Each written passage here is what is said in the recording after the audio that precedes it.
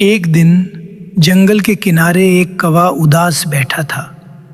وہ بولا، کاش میں ہنس کی طرح سفید ہوتا، میرا رنگ کالا نہ ہوتا، تو لوگ مجھے برا نہ سمجھتے۔ اتنے میں ایک ہنس وہاں سے گزرا۔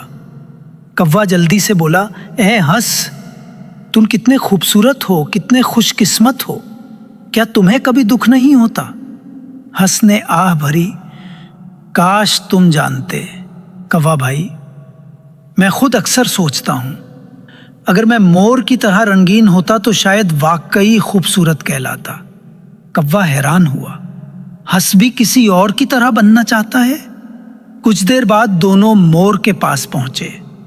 مور درخت کے نیچے اپنے پر سمیٹے بیٹھا تھا۔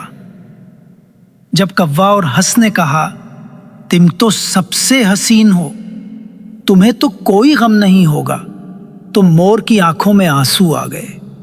مور نے کہا، ہاں میرے رنگ سب کو پسند ہیں، لیکن جب میں ناچتا ہوں لوگ میرے خوبصورت پر دیکھتے ہیں، میرے بھاری پاؤں نہیں، جن کے باعث میں اڑ نہیں سکتا۔